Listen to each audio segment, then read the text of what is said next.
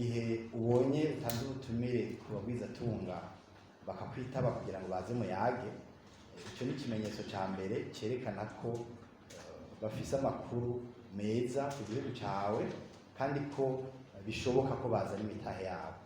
Aho hantu hose rero baratwitabye kandi ari benshi, kuko nk'iyo duherukamwo ejo bundi Washington DC twaronse abanyamitahe barenga 200 nibo batwitabye muri iyo nama, kandi babajije ibibazo byinshi cyane. Mbere kuva duheza icyo gikorwa twagumyeho ku kiringo kirenga amasaha 2 baguma batubaza ibibazo bitandukanye, bigaragara ko bari baryohewe n'amakuru baronse ku gihugu cyacu cy'u Burundi. Tumaze no kuza tugashika mu Burundi, twagumye tugirana amanama nabo dukoresheje ubuhinga bwa none kugira ngo ibibazo batashoboye kubaza icyo gihe bashobore kubibaza. Mbere ahantu babwira ko abenshi muri bo bariko barategura ingendo zo gushika ngaha mu Burundi kugira bahabone.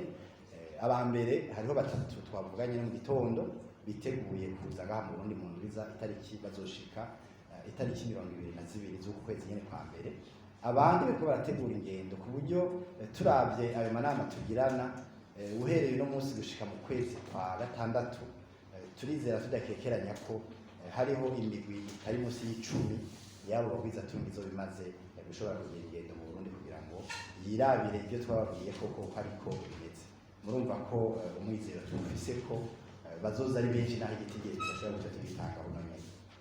Iyi ndinganizo yashizeho na ADB irerekana neza ko igikorwa ca mbere, inkingi ya mbere ari ukorohereza umunyamitahe, umugwizatunga. Mvuze kumworohereza no kuvuga guhera kiya gihe kigira iciyumviro cyo gushinga umutahe, kubera ko twamuhaye amakuru akwiye ajanye no gushinga umutahe, mbere naho yo gushinga hariho, kuko dufise ibisata byinshi bikeneye abagwizatunga bashinga umutahe. Mu gutanga amakuru akwiye, amaze rero kugira icyo cyiyumviro, ADB igaheza ikamworohereza mu bikorwa byose bishoboka, kwaba kurondera impapuro akeneye.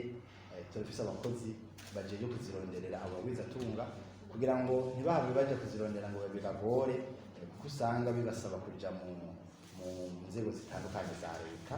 Abo bakozi barero kandi bariko barakora ico gikorwa, hanyuma no kubafasha iyo hagize abahitamo kuza kugendera igihugu. Turafise abakozi baje kubakira ku kibuga cy'indege bakabafasha ibijyanye no kuronka visa n'ibindi byose byokenerwa ku kibuga cy'indege. Mbere tukanabunguruza twebwe nyene, tukabakura ku kibuga cy'indege tukabatwara ku hoteli, tukabakura ku hoteli tukabasubiza ku kibuga cy'indege iyo hashitse ko basubira inyuma.